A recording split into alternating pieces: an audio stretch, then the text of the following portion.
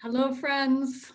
It is really my pleasure to introduce our guest today. I'm kind of a secret fan. Well, not so secret, I guess, but a big fan of Megan Carnarius. And Megan is an RN. She is a nursing home administrator, and she also is a licensed massage therapist. She is the founder and principal of Memory Care Consulting LLC, and she wrote a book. And I have to tell you, this is probably one of my favorite books out there addressing Alzheimer's. And so the name of the book, the title of the book is A Deeper Perspective on Alzheimer's and Other Dementias, Practical Tools with Spiritual Insights. Welcome, Megan. Thank you so much for joining us today. Thank you for having me. I'm so excited to talk with you. I am thrilled. This is going to be a fantastic talk that we're going to have today. But first, what I would love to do is get an idea and give, for myself and our listeners, I would love to hear a little about what brought you into the world of working with people who have memory impairment. Tell us a little about your personal story. Okay. So when I was 5, my mom had another daughter. So there's 3 sisters. And my youngest daughter ended up, my youngest sister ended up having some mild disabilities. And many of them were things that were caught early. So she had clubbed feet and a hip knot formed and crossed eyes, low thyroid. But I was going along for all the appointments.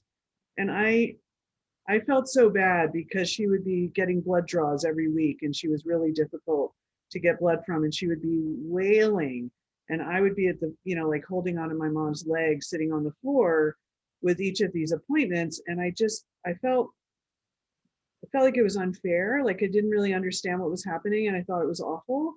And so there's been this thing about underdogs and people not really being understood and things needing to be fairer that is like been my whole life. So I really feel like it was a gift. This younger sister has ended up being a real gift in my life. And she's done so well and she's exceeded everyone's expectations.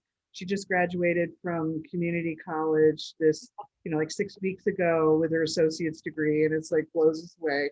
So she's doing great, but that was the beginning. And then I also had a family physician that was really unusual, and he was the president of the Homeopathic Society in America.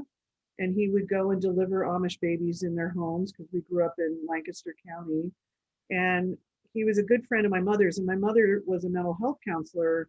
And then he was this physician. And so sometimes they shared clients and they'd be working with people trying to help them. And his whole thing about, I'd be sick with something and he would say to me, "Why are you sick?" When I was 8, 9, I'd look at him like, I don't know.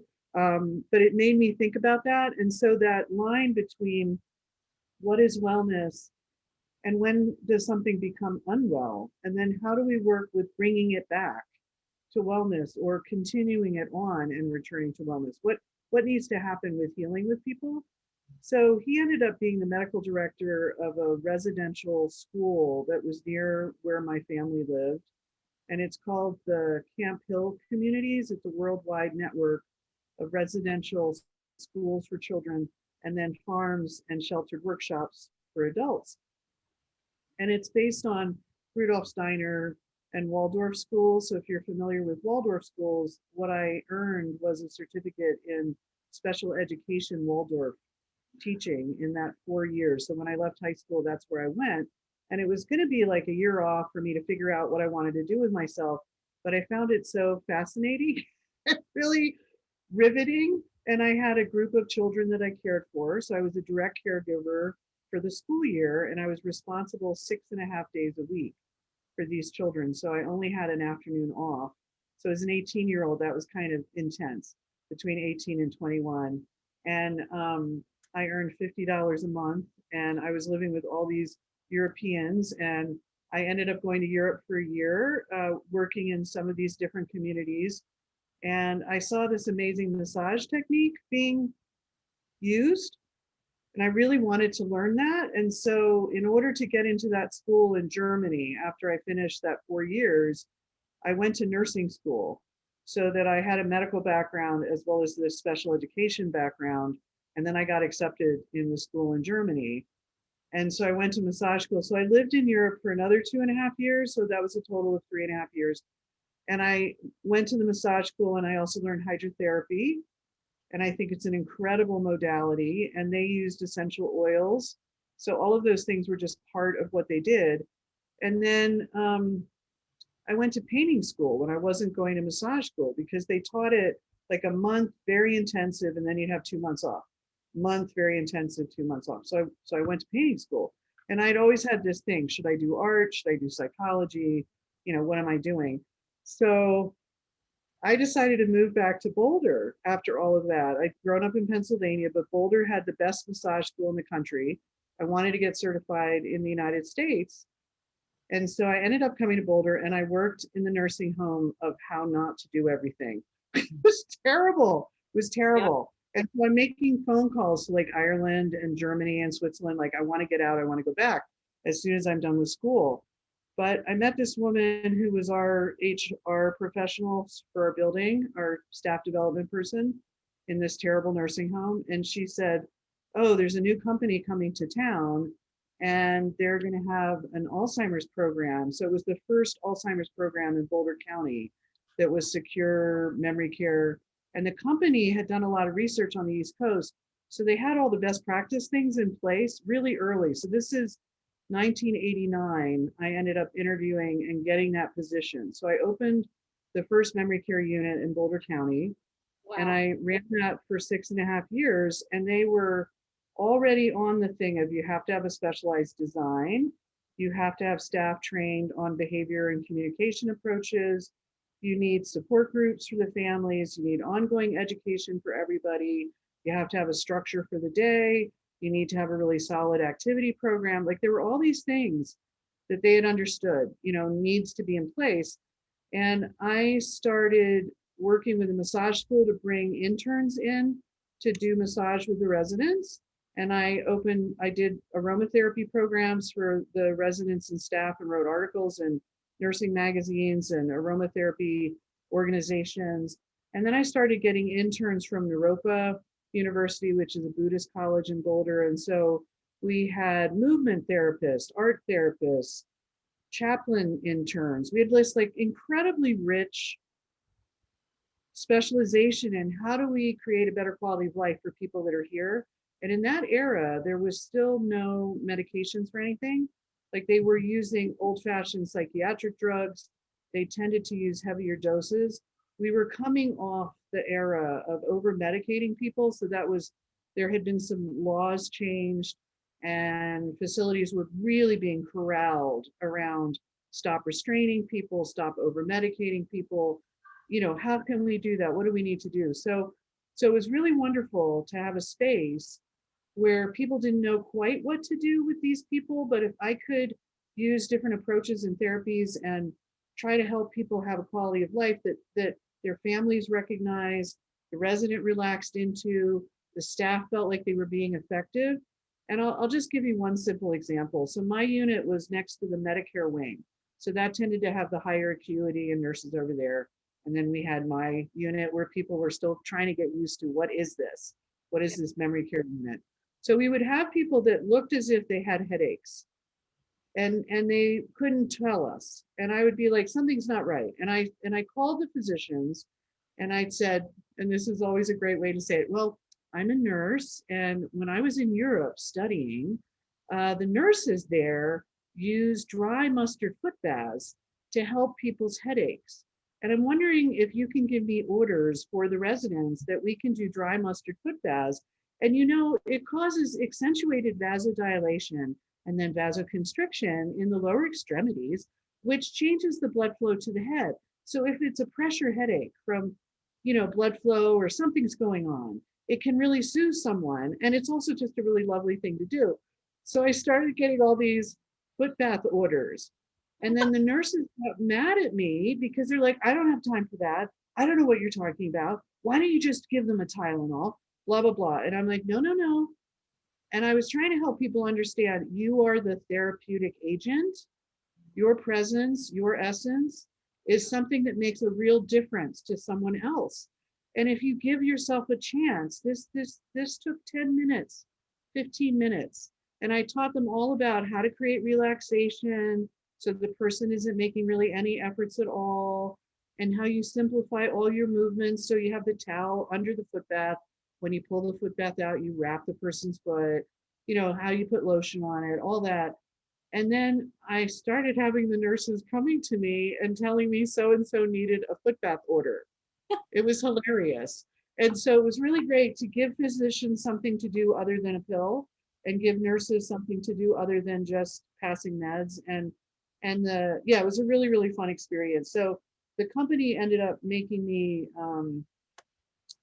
work with other buildings around the country. And I, at one point, had about 400 residents that were registered in the aromatherapy programs and the massage programs. And I was teaching staff how to do those techniques in a really simple layman way, just sweet, safe way of doing it. And then I got approached about designing a memory care assisted living. And I've always been really interested in design. And I went to every class at the national conferences in Chicago with the Alzheimer's Association about design, read books, talked to people, draw house plans every night, get on an airplane with people and say, what kind of house do you want? And in the plane ride, design the building and then hand it to them when they're getting off the plane. So I just love that. So I designed what was called Wonderwell, or not, sorry, I slipped off. We're gonna have to edit that out. Okay, I cut that out, designed, Lori. yeah, Wellspring. And the company name branded it Juniper Village. So it's Juniper Village, their Wellspring program now.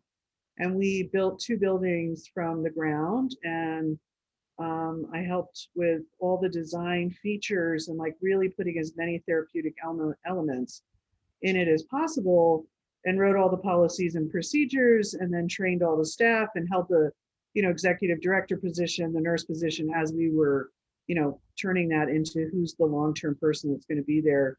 So that was a wonderful project. And then I had a chance to work for Juniper Village, or okay, gosh, I'm sorry, we're going to have all these edits in here. Okay, we can edit that I too. ended up working for Pinion Management, and Pinion was well known in the state of Colorado as being person-centered, cutting edge, managing nursing homes that maybe had a younger MS population, or had a mix of cultures, or was rural and really had to take everyone because of the rural setting.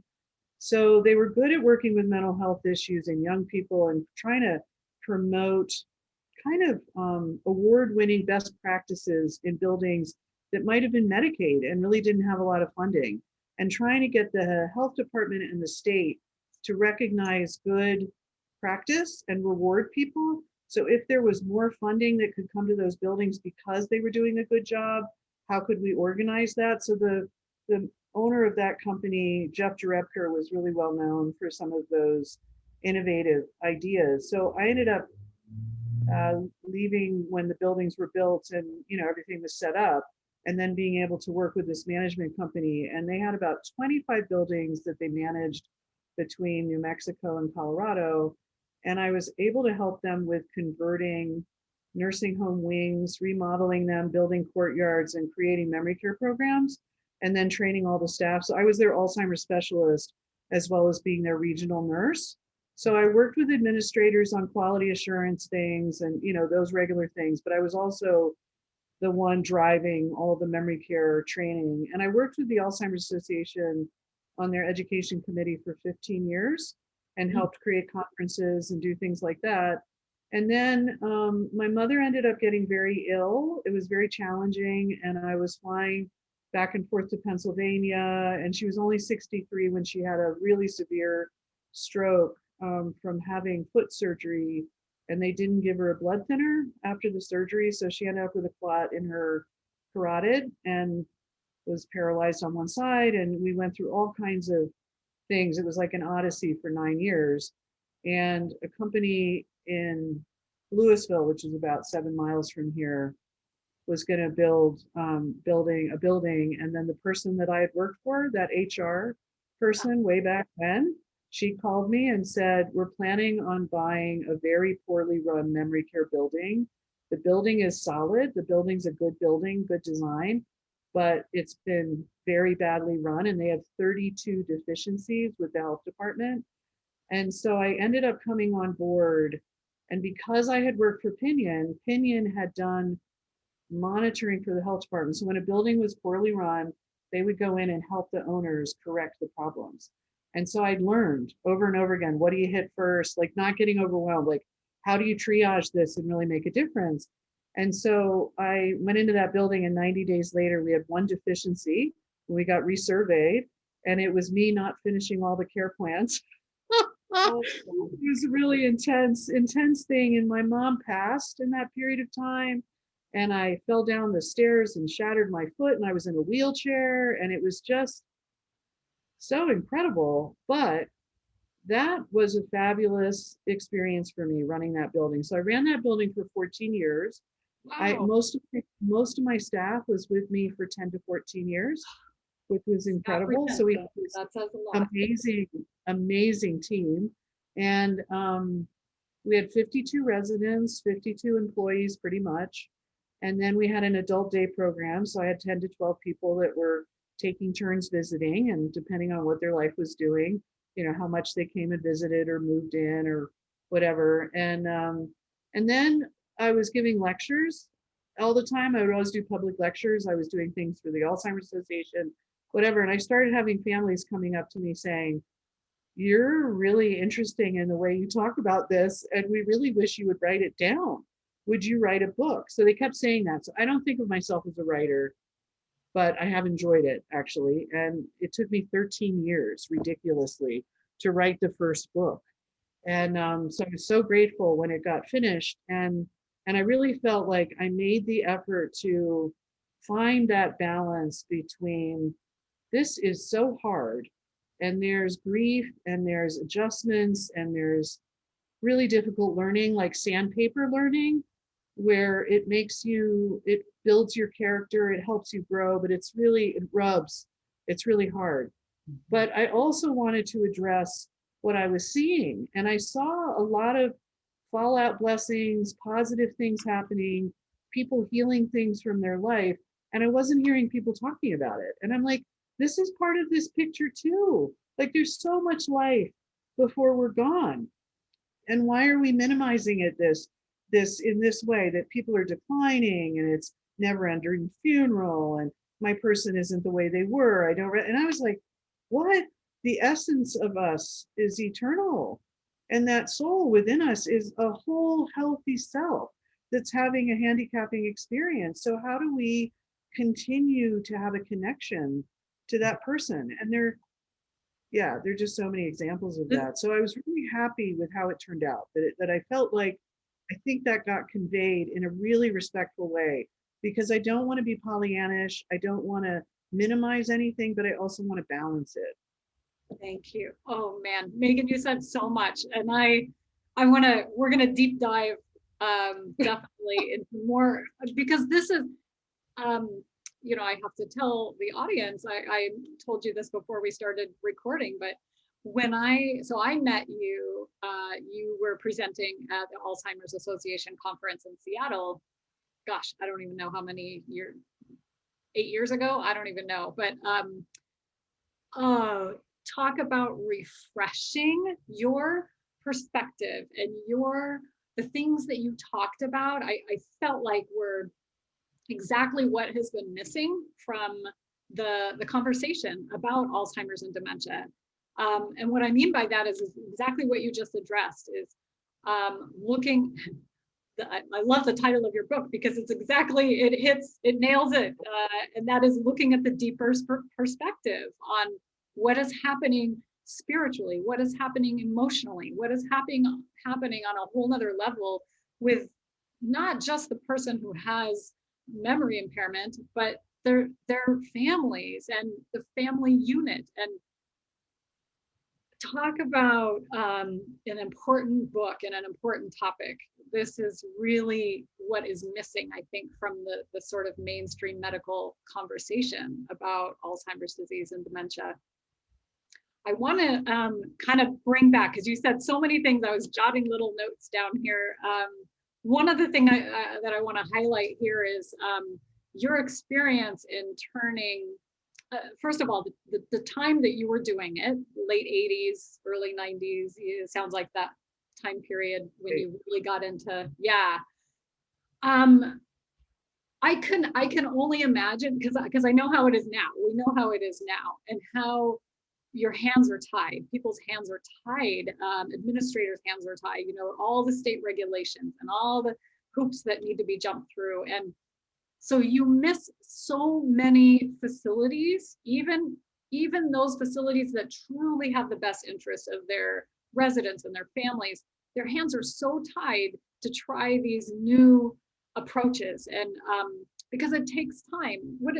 What did you say? You said you are the therapeutic agent. And I love that, because I think so many healthcare professionals go into the field feeling that way and believing that.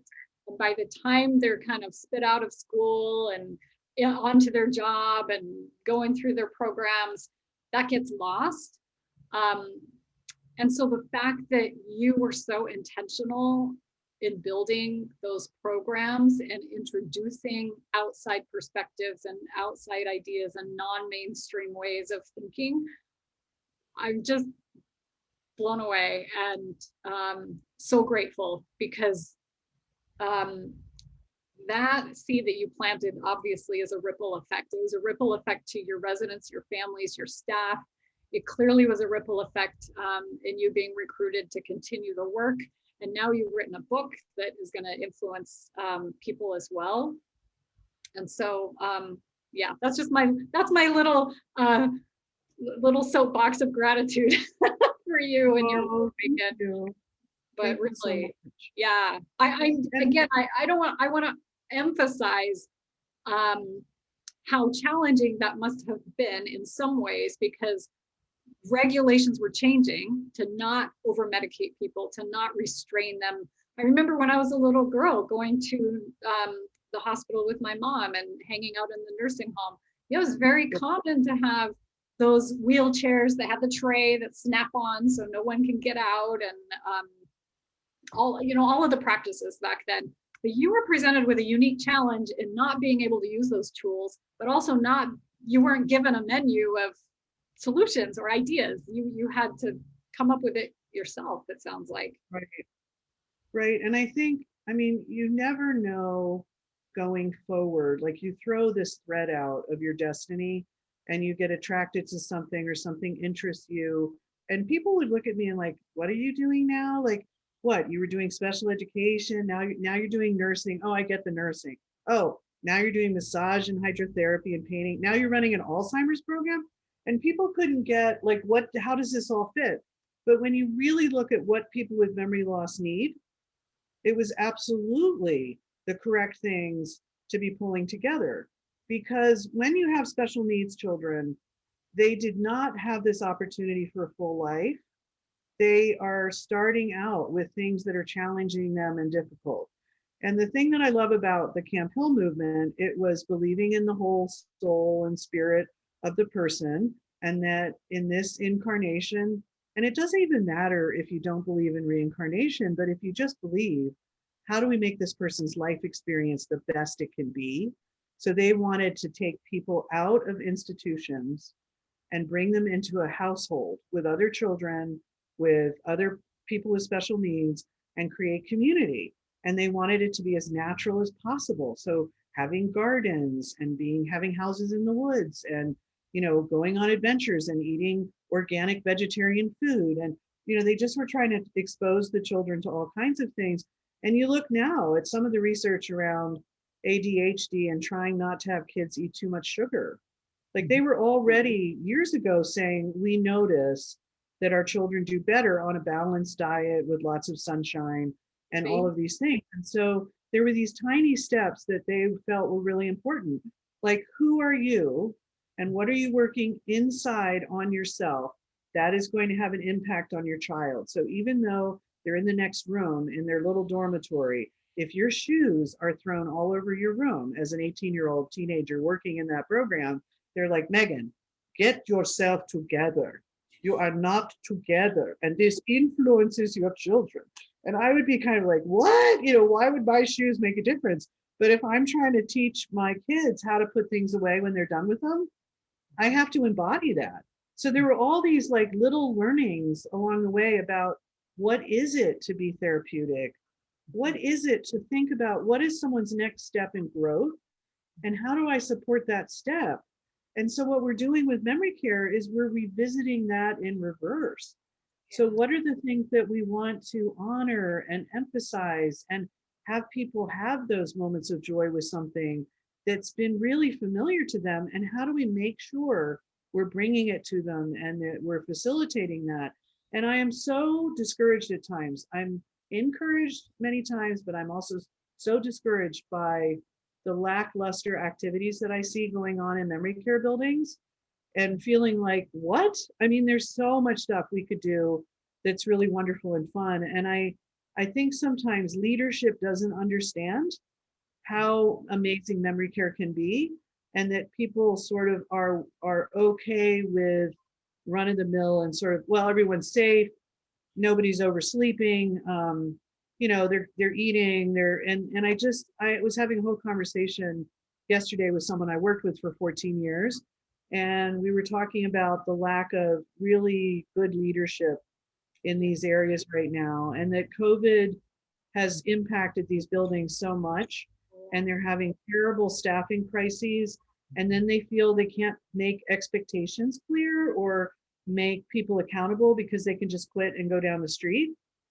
And that also they're not doing a good job with education. They're doing lip service. So on their marketing material, it says they're all specialized in Alzheimer's training. But when I actually talk to people, because I do healthcare monitoring, so I go into facilities that have had bad surveys and I help them recover with their plan of correction. So I'm interviewing staff and I'm watching what's going on, and I meet with families, and it's all over their marketing material that they're trained. And then I talk to people and they haven't had any training in 2 years. Or And they're not doing they've sat in front of a computer for an hour, and that's right. And that was it.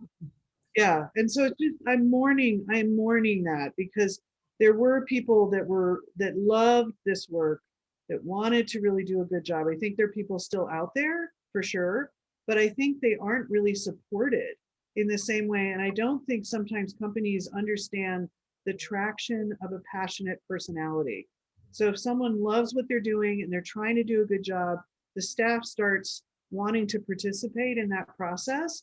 But if they're being treated like, well, we can replace you, and your budget's too high, and I don't, we can't have activities on the weekend because, and you're saying it should be 7 days a week, it doesn't matter what day it is. And someone who doesn't understand dementia is making decisions about the budget and says, no, you have to have one of your caregivers do it on Saturday and Sunday, and then the whole program degrades, and then you see people leaving and you see people disappointed. I went to one building and there were all these beautiful young girls that were caregivers. So it was, we weren't seeing the married mothers and things like that. We were seeing, this age group that's just young and rosy cheeked. And so on one hand, you can throw your hands up and say, they don't have enough life experience.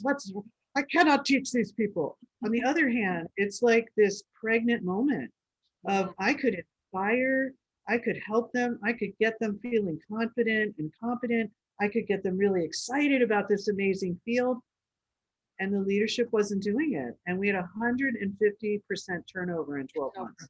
Oh my gosh. I So love, anyway, yeah, you're just bringing up such good points. And I see that too. I mean, from my own field, I'm a counselor, licensed mental health counselor, and there were no mentors. There were no one to model, for any of us in any of the fields that work with the aging population, especially with memory impairment, is so few and far between. And so I love that you're calling this out, and I can see the discouragement. I also see that after COVID. There's a crisis happening in our country everywhere. A shortage of caregivers, and And we can dissect why that is. Are they not being paid enough? Is it a profession that's not being respected? Is it this or that, or whatever? And the reality is we still need quality, compassionate care for our elders. And there's this quote. I totally cannot remember this quote or who it was, but it was something to the effect of, you can judge a society based on how they treat their elders. And I'll have to look it Right. up and try to find that. But it really is a reflection of who we are ultimately. And you, again, your perspective I love so much, because you speak to that in a way of, like you said, whether we're born into this life now for a purpose or a reason, and what is that, how can we be our best selves, how can we live our lives the best way possible, and also how can we have that impact on others. Like I mentioned earlier, the work that you've done has had such a ripple effect on so many you'll never even know. And that's the work that caregivers are providing, whether you're a professional caregiver or you're a family member. Yeah. Right. And I think we should have another conversation. I think we should do another podcast on that Okay. whole thing. I think it would really be interesting. But Mhm. the thing about being a therapeutic presence for somebody with dementia, and I understand when families are more, they have the long-term connection and they have the difference. What's the difference right now? And one of the things I talk to families about is not feeling like a failure when you need help, but feeling like you're sharing your loved one. Because when you have other people that get a chance to be with that person, it enriches their life, and they bring a perspective of meeting the person now and still being able to form a connection to them. So even though you might be aware of all the things that they were and be saddened by where you are now, it's refreshing for you to have the experience of someone meeting them and really loving them or appreciating them right now the way they are. And then the family's gift is giving that person history, giving that person a sense of context. What was this person's experience? What were they interested in? And then finding ways to bring that into the day-to-day moments with them. So I think there's so many ways that we can share people and really bring things to that person that enriches everyone's life. And I used to tell families when they came in the building, I love hearing about what's going on with your tomato garden, or that your daughter just got married and you went and had a great time in the wedding and saw people. Because sometimes I feel like secure settings are like ships at sea, like we're on this crazy journey. And sometimes, and I try not to use that word crazy, so we don't want to say that on the podcast. So let's say Okay, edit we're that on out. this, yeah, we're on this incredible journey. And sometimes you feel isolated. And the building, I hear so many times from people, oh, we're the unfortunate stepchild, or nobody cares about us. And so there's a physical challenge with the secure doors that affect it. But it's also, often the skilled areas of buildings, so in communities that have a continuum, there's this kind of level of urgency around physical need, and people are more drawn to task, and that seems more concrete so that they kind of know how to deal with the physical stuff. And then if you have regular assisted living and you have independent living, you have people on the continuum who maybe have some memory loss, and the staff might be really good at interacting with them, but there's still a lot of that person still being employed by themselves. Like they're still connecting, they're still initiating, they may have trouble here or be vague here, but they're still consistently themselves, which helps drive the relationship. People can figure out ways to connect. And then when you really need memory care, it starts being more difficult, and then those doors make it harder. And then what's the atmosphere on that unit? And so one of the things I've always tried to do with design is to say, well, how do we make this inviting? How do we make it feel normal for people to visit? What is there for people to do when they visit? How can they have a little privacy, or be able to go for a walk and be in a garden that has changes of scene and allows that short-term memory tension to kind of drop away? How can they participate in meals or activities? How can they come to events so that you can include them and not be sardines in too small a dining room. Like, how do we create spaces that allow small, large, intimate, extroverted, introverted, all those different Yeah. kinds of spaces to allow people to visit. And so I think if we do a good job with that, and now certainly COVID has affected no visiting and people being too isolated. I think the last report I heard was death rate among people with dementia is at 44% higher than it's ever been. And so they really feel that was COVID, and that people weren't dying from COVID, they were dying from declining from isolation. And I just think that might be another podcast. I don't know, but More to come there. I love it, Megan. Yeah, I mean, that's obviously that's what's up on everyone's minds is we we feel it innately, it feels not right to know that our older adults, especially those that can't advocate for themselves, are being isolated. I wanted to ask you, kind of diving into the book a little bit, and your philosophy, and I mean, this is the part I just love so much. Can you talk a little bit about? So one thing that really strikes me is I love your your way of reframing things, just like the example that you shared about sharing your loved one with others, that it isn't because the caregiver is burned out and they have no other choice but to ask for help. The reframe is it's an opportunity for others in the community or family to get to learn and experience and grow with this person, and it's an opportunity for the person with memory impairment to be around others and have variety in their socialization as well. So can you speak a little bit to, I'm thinking about quality of life for caregivers, and especially those caregivers that are caring for their loved one at home or not. I mean, again, there are so many people, many of our listeners have loved ones that live in memory care facilities as well.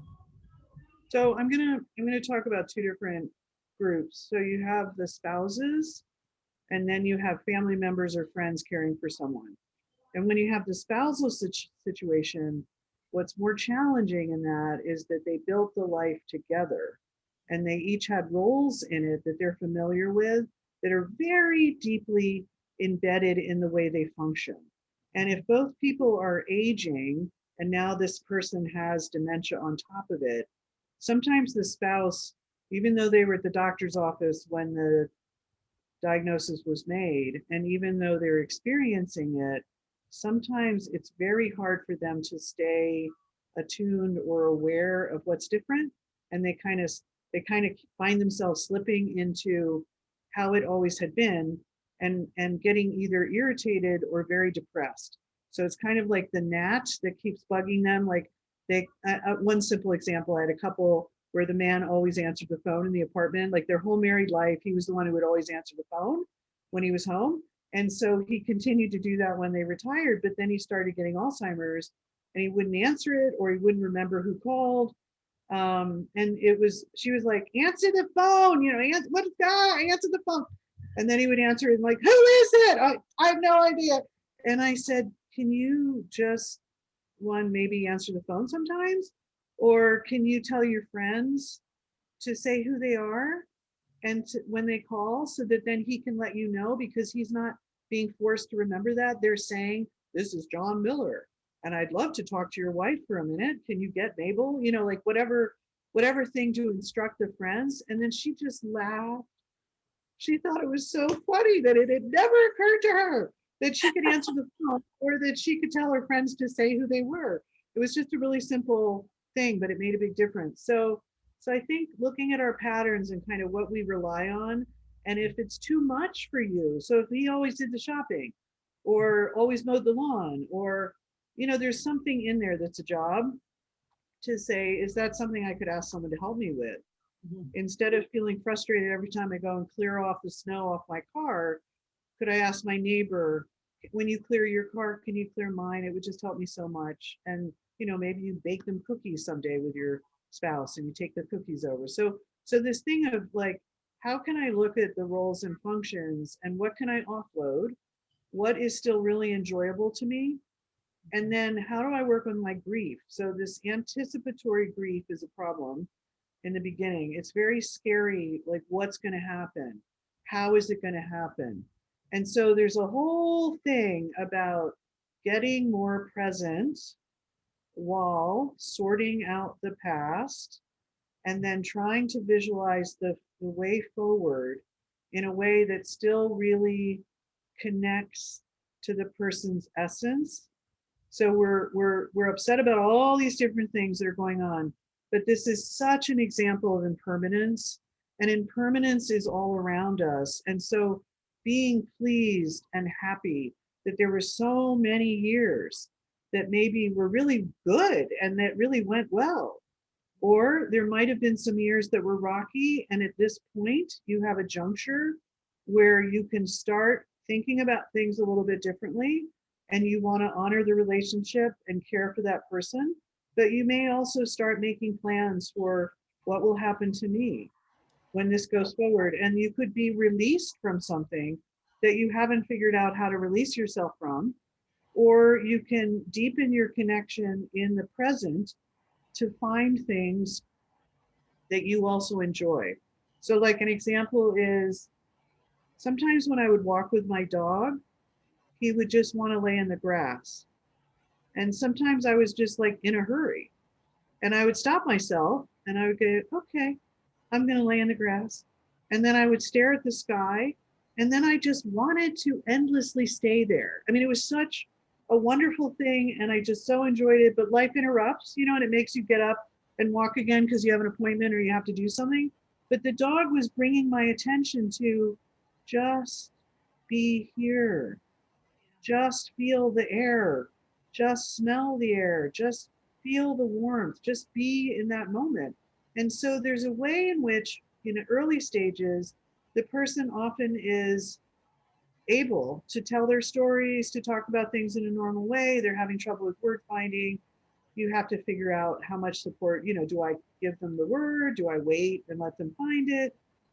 I don't want to be parental. I have to kind of step back and be a peer, but I have to be a little bit more objective than I have been because we've been in this relationship and all of those things. And then as they move into that more emotional time, as they get into the second stage a bit more, and impulse control changes, there aren't as many filters. It's interesting because in that spousal relationship, there may be difficulties or things that the person dealt with in their life that they have put in a box, they put in a file cabinet, and it doesn't come up much. And you may be feeling things like their self-esteem is really uncertain, and it's not just from being different because of memory loss, it's because of earlier in their life, the way they grew up, or their adolescence, or how they were treated or not treated, what went on for them in earlier years starts percolating up, and they need reassurance and validation from this much deeper place in themselves. And the only way the file cabinet got opened was because we're now on this journey with dementia. So this thing of being sensitive to why is someone being so upset, or why are they saying it this way? Why are they repeating something? Why does this trigger them? So those are important things. And I want to go back to the two groups because kids or friends typically have their own life. And so they've built their life, they've had this relationship with this person. Now this person needs help, and they're bringing themselves into it and trying to figure it out. And then they're stepping back and getting the refreshment of this other environment that they live in. And so what some of these people struggle with is, did I make the right decisions? Am I there enough? Am I understanding what's really going on? Did I give them enough support of other people? Were they the right people? Like there's all these tensions about doing a good job with that, trying to do your best. And because it gets societal expectation, that comes up so much. Right. Responsibility. Right. And then do I have my own children that I'm trying to raise? Do I have a difficult marriage or a great marriage? Is my career going okay? Does it have space for caregiving? I mean, there's so much tension and stress. And sometimes people have a great situation, like they have siblings who all share different roles. There's a lot of support for that person. But there are other people that are totally by themselves or in a situation with a lot of animosity. And that's really hard. So I have a lot of empathy for both groups. And I would say that anytime this is entering into your life, wasn't there before, suddenly it's here, that it's giving people an opportunity to also look at their own aging, what they value, what they think is important, trying to get clearer on how do I want my life to go and what is this shining on me. I think the thing of, dropping the unimportant things and really seeing what's important can be a really great part of this. There are people who can't come with you. They just don't get it. They don't get the depth of your upset or your sorrow or whatever. And there are other people that do. And so who are those people and how do you surround yourself with them? So I think the kids and friends tend to worry a lot about being inadequate and trying to make sure they did all the right things and then having the grief of this person changing. And that spouses really are trying to figure out what does my life mean if this person's really different and changing, and how am I going to go on with my life? But how do I stay here with the right intentions to really bring the best to that person? So I think both those sides are really hard. And I thank you for breaking those two groups up. I think that that's really important and so helpful to hear. And one of the things that I heard you say also is that um,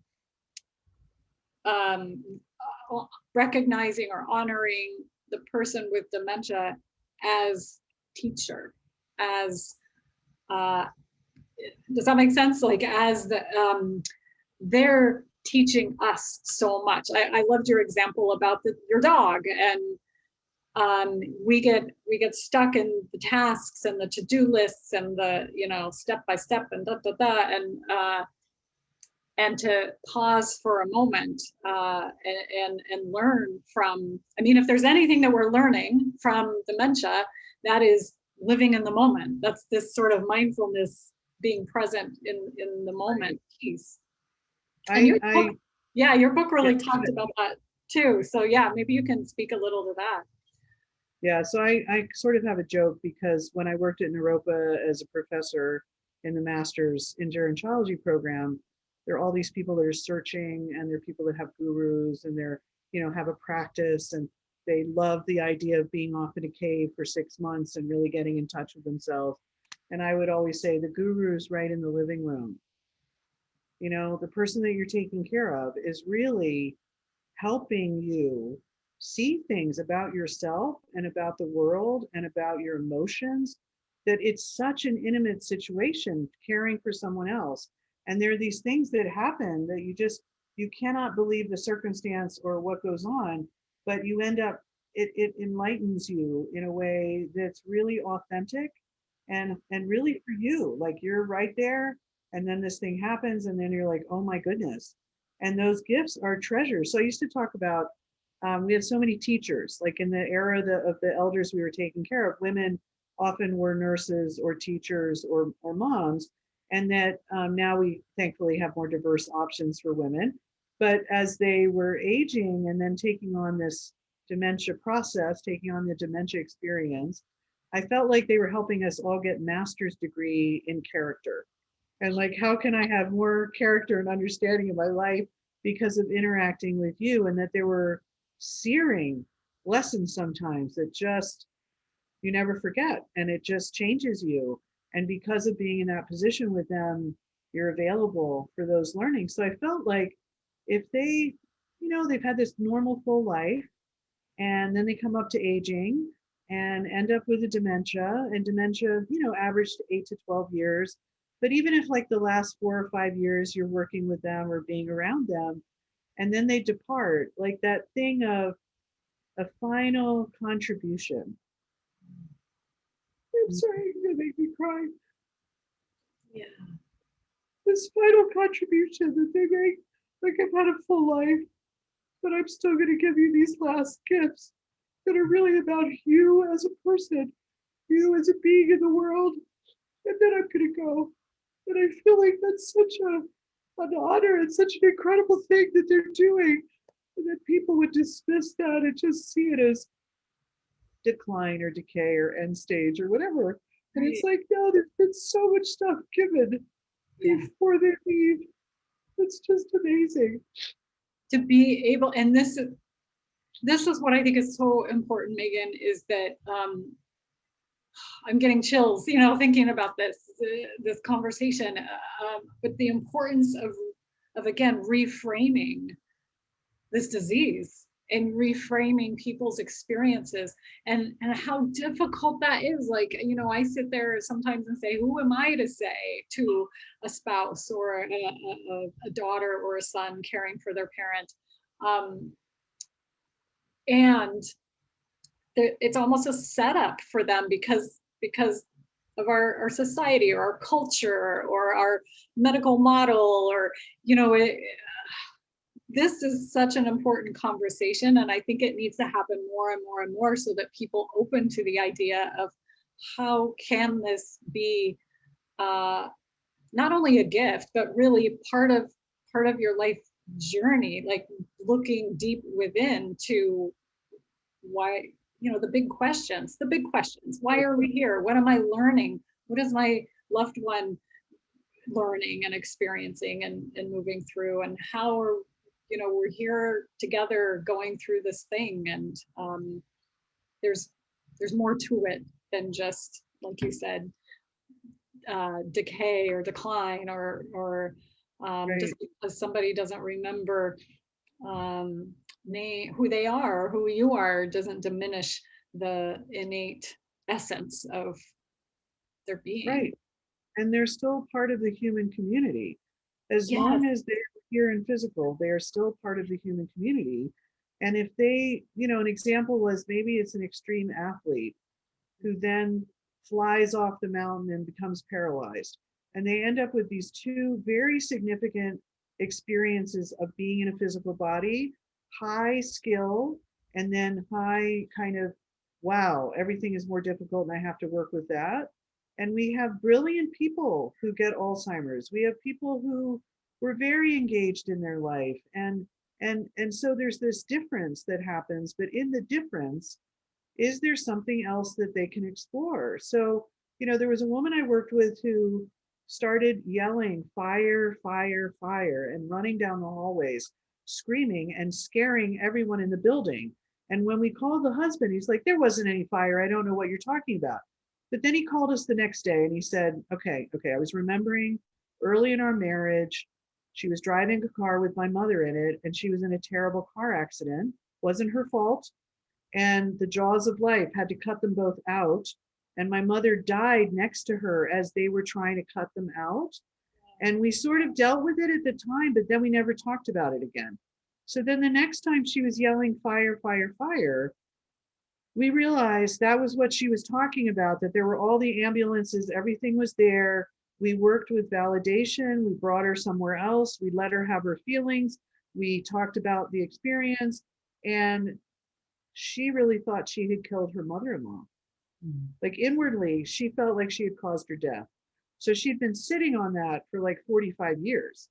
And every time she did that, we would go through the same thing. And it was challenging for the staff to deal with that much emotion. They weren't used to it. They were like scared. But she would be very, very upset. She would express all these things, be very upset. And then she would, calm down. And over a 6-month period, she did it less frequently. She did it less intensely. She got relieved quicker by what we were saying. We kind of figured out how to work with it. And then about, I don't know how many months after, 9 months or something, she lost her speech. And I was so amazed that this disease process gave her the chance with this disinhibition to be able to pull that lid off and then access this horrible feeling in her life that she had held all of her life, that she thought she killed her mother-in-law. And then us being able to help her expunge it and validate her and reassure her and allow her to just express whatever it was she needed. And that then it felt like this got healed for her before she left. Yes. And you didn't medicate her or send her off to geropsych or, No. I love, thank you for sharing that story. I have a similar one. One of the residents I was working with in a skilled nursing. It was the nursing home wing. She wasn't in memory care because she was in a wheelchair, so she wasn't exit seeking. Right. But she was telling the staff that she had killed her father, that Oh, he shot her dad. This was the story, and she was all anxious and upset. And and people are, oh, that didn't really, they just kind of, oh, she has dementia. Um and I worked with her. This is one of the first clients that I had for my counseling work. oh my God. And it was fascinating, meeting her where she was and using those validation techniques, because I truly believe, just as you said, that our work together helped her sort through. So we did find out. I did some research with her family, and it was a family secret, and only one family member knew about this. It really did happen, and there was some abuse that occurred with her and her sister, and she is a little girl, took action, and obviously it was traumatic and haunting her and in her older, later years. And I yeah, I'm getting chills again thinking about it. But I do believe that we are always trying to resolve these experiences in life, and whether we have, our cognition intact or not, there is more to us than that.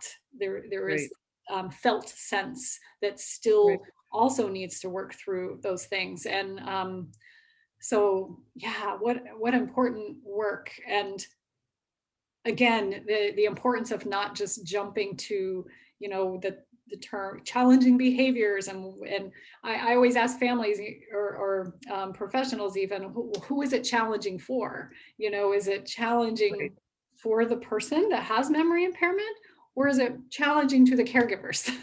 Because those are Right. two completely different approaches that you would take when supporting individuals. And so yeah, thanks for sharing And the that. other story, the other quick story I want to tell you is there was a man that was incredibly mean. So often we hear people become violent or angry or whatever with dementia. Well, this person was really, really nasty as a man to his children, to his wife. And his wife was a very beleaguered kind of person. Like, she was exhausted when she came. She'd been trying to care for him at home, and he had estranged all of his children. So his children hadn't talked to him for years. So they were nowhere around. And then he came to our building for adult day. Then he moved in, and then the wife passed. So then there was this need to contact the kids and say, can one of you step up as the power of attorney or whatever? And it took months. No one would respond, no one would come. And finally, this son came, and it had been about 2 years by this point that he had lived in the building. And he said, I'm the only one that can come. I don't really want to be here. I don't even want to see him. But in the 2 years that he had been there, he had become this really loving person. And every time he saw people, he had this incredible smile, and he'd wink at you, and he would like touch your face and go, you are so wonderful. And he would do all this stuff. So the staff adored him. The staff thought he was fabulous. They had no idea that he had this history of someone that was very attacking, kind of aggressive, really mean person. So we said, no, no, no, come and watch him.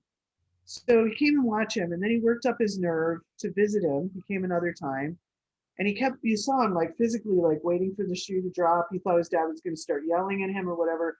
And they had this lovely time. So Wow. then he came again, and then he brought his own kids, and he brought his guitar, and they would sing, and they would hang out, and they'd laugh. And he couldn't believe it. And he kept trying to convince his siblings to come, but nobody else would come. And when he died, his son was playing guitar. The kids, grandkids were all there. Everybody's around him. He'd wake up and smile at people and then go back to sleep. And then when he passed, the son came out and said, oh my God, this whole experience completely changed the way I viewed my entire life. That I had a chance to love my father, and that my father loved me, and I felt it. It healed all of that. I just. Oh, the beautiful story. Thank you for sharing that too. The opportunity that can bring for resolution, for all the unfinished business. whether that unfinished business happened directly to the person who had the disease or the family members that's impacted, because we know that trauma is passed down through family, and it can be felt on a cellular level. Even there's so many studies about inherited trauma and all of that, but and it stopped there. It stopped there for him and his children, right? Like, that's beautiful. Wow. Megan, you are so amazing. We are definitely going to have another podcast. I know there's so much we can talk about. Yes. You're a Oh, great interviewer too. beautiful. Thank you so much. I love this. I love this discourse. I just think it's fabulous. And it's needed again. I mean, it fills my spirit. I'm tearing. I'm wiping tears from my eyes. And it's just needed in this world, especially now. And so, can you please tell our listeners, how can they find out more about you? Tell them how to reach you or what you have to offer. Tell them the name of your book again. I want to share you with the world.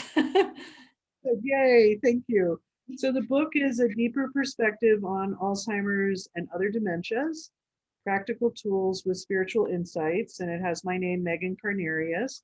It's available, Simon and Schuster has picked it up, and it's available on Amazon, Barnes and Noble. It's been translated into Dutch, Italian, and French, which is really fun.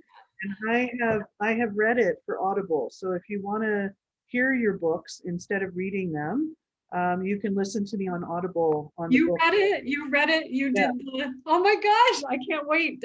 I love Audible, so I'll be doing that. Yeah, and then my website is www.memorycareconsulting.com. And if you go in there, I'm working on an educational program to put online in the fall. And if you want to be on a mailing list, you can sign up. And if you want to contact me for a consult, and it's better if you email me through the website, and then I can explain what consults look like. But I do phone and Zoom consults, and I help families kind of when they're at a crux, trying to figure out what's next, or what stage are we in, or maybe the caregiver needs support, or maybe there's something challenging happening that they just need a little help. So I'm a little different. Like, I'm not like a case manager that is always on the case. I'm more of a person you call when you're like, I need a little bit of extra insight here or a direction, and I can be pretty helpful with that. And I also do like workshops and educational programs. So I do them for faith communities, and I will travel. And so if people want me to come and do some teaching for their organization, I'm happy to do it. And I know, COVID affected all of us who do education, that we're not we're not out in the world as much, but even the Zoom kinds of things I can do. So so thank you so much for having me today. It's really great. Thank you, Megan, really. And I want to just remind our listeners too, that if you, because we talked about so many things, we touched on a lot of things. I know, like you said, Megan, we could go a lot deeper on. So as a listener of this podcast, if you have topic ideas, please feel free to message me, and I will make sure that we address those questions or those topics. My email for the podcast is info@lifeonrepeatpodcasts.com. Thank you, everyone, so much. And I hope you have a wonderful rest of your day.